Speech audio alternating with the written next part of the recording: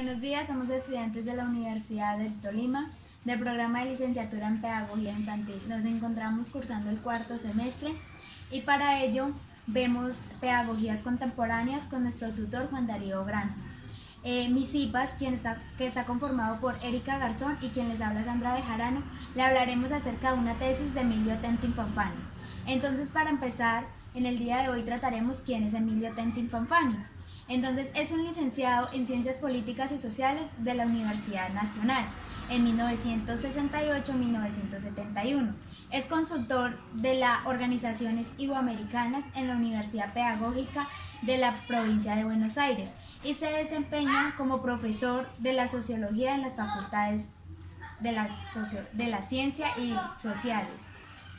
Fue docente en diversas universidades y trataba la investigación. En el siglo XIX surge el primer congreso pedagógico que se realiza en el año 1981, en donde se tratan los temas o propuestas pedagógicas tales como cómo se tenía que formar un docente, cómo eran los docentes y además de ello empezó la conformación del Magisterio de Educación, en donde se trató el tema más importante que fue si se nacía maestro o un maestro se hacía. Los primeros maestros que fueron obteniendo su título como pedagogos provenían de las afueras de América Latina y eran los que afirmaban que un maestro se hacía, se formaban a través del estudio, la investigación, etc. Y los que no poseían título eran los que decían que un maestro se nace.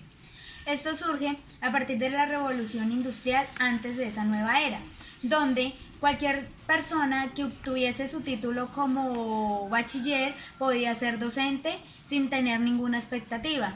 Pero luego es donde nace en el Magisterio de Educación que todo docente debía ser formado, estudiar e investigar para luego concordar a ser un buen pedagogo o un buen docente. La profesión o vocación no es un invento contemporáneo y para ello se debe hacer sociología histórica, ya que si no seguimos la línea de nuestra pedagogía contemporánea a través de la historia, llegará el día en que llegaremos a las aulas de clase a improvisar y a tratar de inventar lo que allí no surge. Puesto que desde los griegos se habla de la educación. Cuando se educaban a los griegos, ya le llamaban guerreros, porque iban educados bajo sus habilidades y sus competencias básicas. En nuestro invento o en nuestro universo se comprende que la investigación de la prehistoria debe ser lo más útil y siempre debemos investigar con objetivos claros. Y para ello es que Emilio Tenfani habla acerca de que para ser buenos docentes debemos investigar y conocer la historia a través de las revoluciones. Por otra parte, se nos suele ser fácil utilizar el hilo blanco, ¿no? Si bien conocemos, el hilo blanco consiste en inventar lo que se nos viene en nuestra mente, o sea, lo primero que surge. Y la causa de esto es porque no nos gusta leer y no nos gusta investigar acerca de la historia. Y eso está comprobado 100% por los científicos y suele suceder en América Latina. Siempre tratamos de nombrar autores como Piaget, Freire o Vygotsky, pero nunca nos ponemos a investigar acerca de cuáles son nuestros autores colombianos, los cuales han hecho que una pedagogía sea contemporánea y útil para la sociedad del niño. Ya que si nos ponemos a mirar, y como lo nombra Emilio, siempre hablamos de ello, pero nunca conocemos realmente ni por qué, de dónde provienen ellos, ni con qué objetivos nos quieren dar a conocer sus avances y sus investigaciones. Siempre consultamos o leemos o investigamos porque se nos suele ser como útil y un requisito que surge de la nada. Pero a través de los dibujos animados también podemos educar a los niños. Además, la autoridad es creencia, el docente debe generar que el niño crea lo que dice y plantea. Desde el año 2000 se inicia un programa de investigación empírica sobre la condición docente en América, con la planificación de la UNESCO. Los niños de hoy en día nos cambian antropológicamente. El producto de un buen maestro es la cooperación en casa, en el fortalecimiento del niño. El aprendizaje es la responsabilidad del maestro, alumno y la familia. Allí encontramos las figuras típicas de la educación. La iglesia. La iglesia, antes de la revolución industrial y a través de la investigación se manifiesta que los niños hacían, o sus padres en los hogares hacían todo lo que en la iglesia se les exigía. Si se les planteaba que el niño no podía ser educado, los padres de los niños hacían esos deberes que ellos manifestaban, cuando realmente no veían que eso era algo que perjudicaba a sus hijos y a una sociedad en general, ya que el niño desde que nace hasta cuando es adulto debe ser educado bajo unas competencias básicas, bajo unas inteligencias múltiples, bajo unos desarrollos cognitivos, socioafectivos, y eso era lo que allí la iglesia no veía, porque simplemente se hacía todo acorde como ellos creían que era mejor, cuando literalmente era perjudicando a una sociedad en general. Escuela moderna. La escuela moderna empieza a surgir a través de cuando se implementa la revolución industrial, ya que en esa escuela moderna los niños podían ir a estudiar, pero no todos, ya que solo podían ir a estudiar los niños que eran hijos de los gobernadores, hijos de los alcaldes o aquellos que poseían más recursos económicos.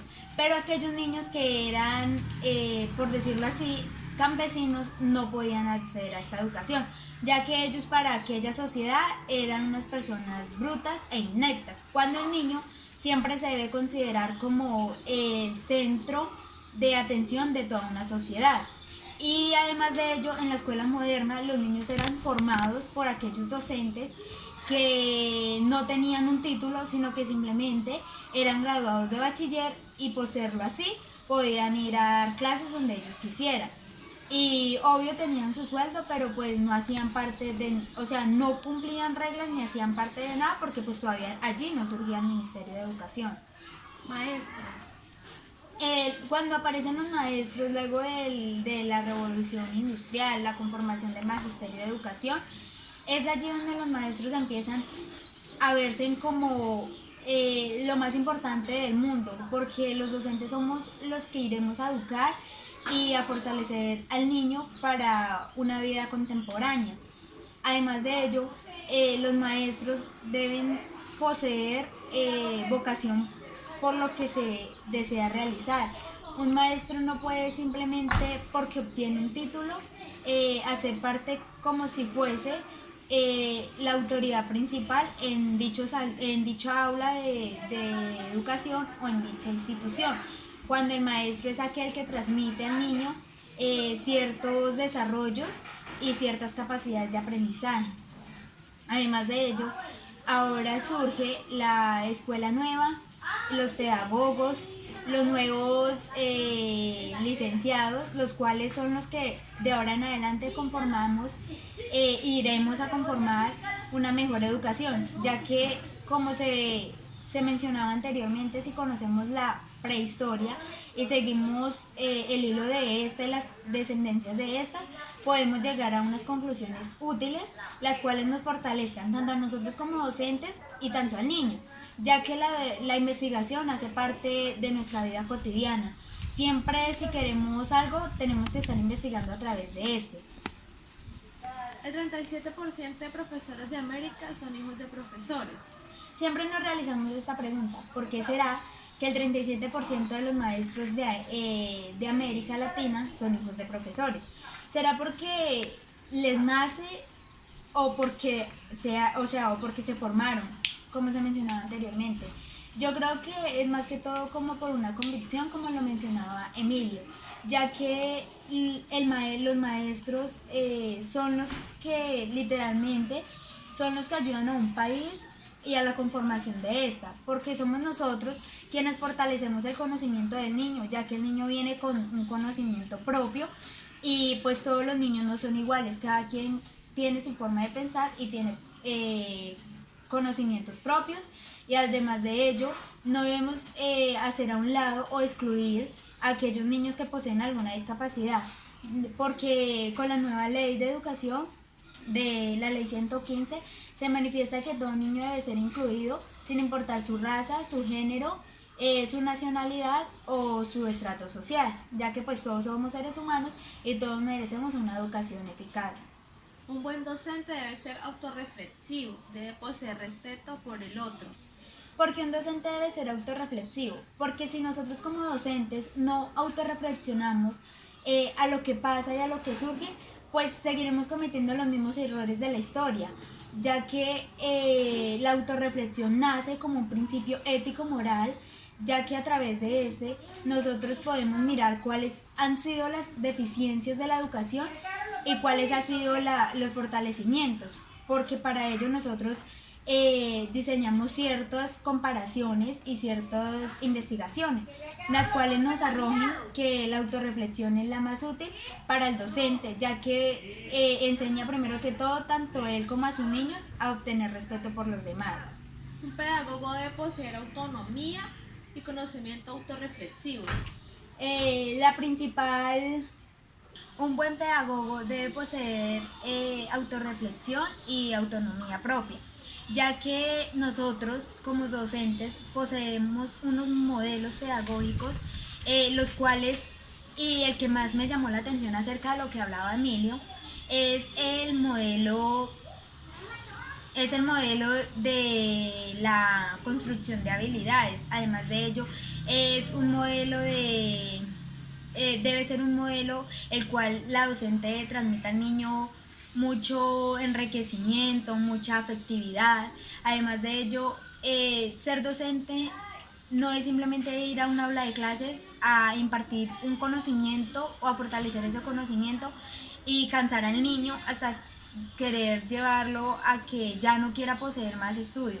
Al contrario, un pedagogo debe ser didáctico, debe ser autorreflexivo, debe ser muy cooperativo, debe ser un docente eficaz, debe ser una persona la cual el niño la sienta como una compañía y no como una persona que genere miedo en el niño.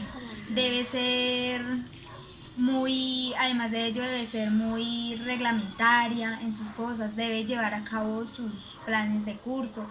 Además de ello, un buen docente es el que sigue un currículo, ¿no?